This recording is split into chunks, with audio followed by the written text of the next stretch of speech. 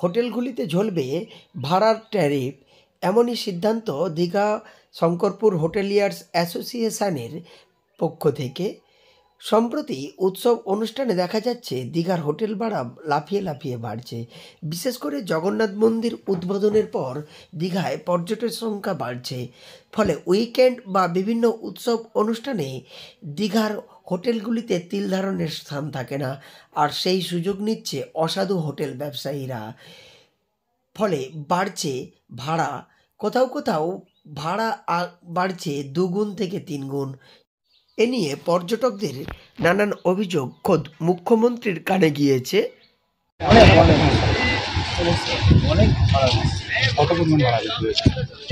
যেসব রুম 2000 টাকা যাচ্ছিল 3000 টাকা এসে ডবল হয়ে গেছে। খুব সমস্যার মধ্যে পড়ছে। সমস্যা মানে ভালোই তো সমস্যা, ভালো বলে যে কমাতে পারেন, আসতে হবে লোক আসে।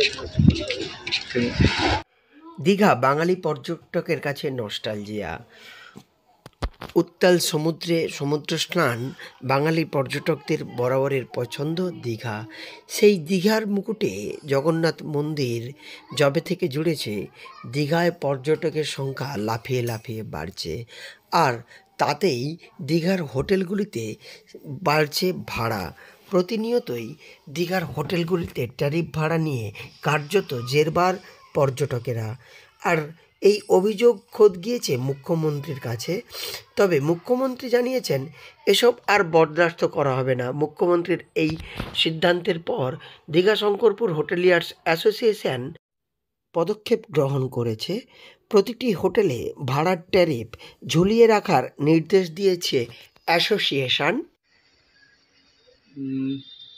অবশ্যই সর্বসাধারণের জন্য তো দীঘা আমাদের মন্দির, যেহেতু মন্দিরকে যেহেতু দর্শনার্থী বা পর্যটনার্থী সবই মন্দিরকে কেন্দ্র করে যেহেতু আসছে, অবশ্যই আমি বলবো প্রতিটা হোটেল কর্তৃপক্ষকে মোটামুটি একটা রিজনেবল প্রাইস করে রাখা হোক, যাতে সবাই এসে ঘুরতে পারে, যাতে দীঘায় সবসময় যেন ভিড় থাকে, সবাই যেন জগন্নাথ দেবের দর্শন করুক, সঙ্গে সঙ্গে সুন্দরী দীঘাকে উপভোগ করুক, এটাই চাইব। উৎসবে বা উইকেন্ডে হোটেলের ভাড়া বেড়ে যাওয়ার কার্যত এক কথায় স্বীকার করে নেন দীঘার বিভিন্ন হোটেলের মালিকেরা।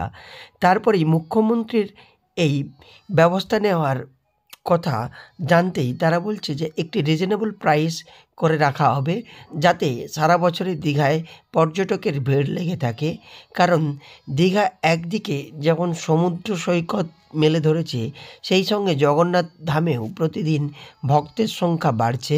ফলে সারা বছরই যাতে দীঘায় পর্যটক আছে, সেই ব্যাপারেও তারা উদ্যোগ গ্রহণ করবে। ফলে ভাড়া কিছুটা কমবে বলে জানা যায়। পূর্ব মেদিনীপুর জেলার দীঘা থেকে সৈকত সিএর রিপোর্ট, লোকাল 18।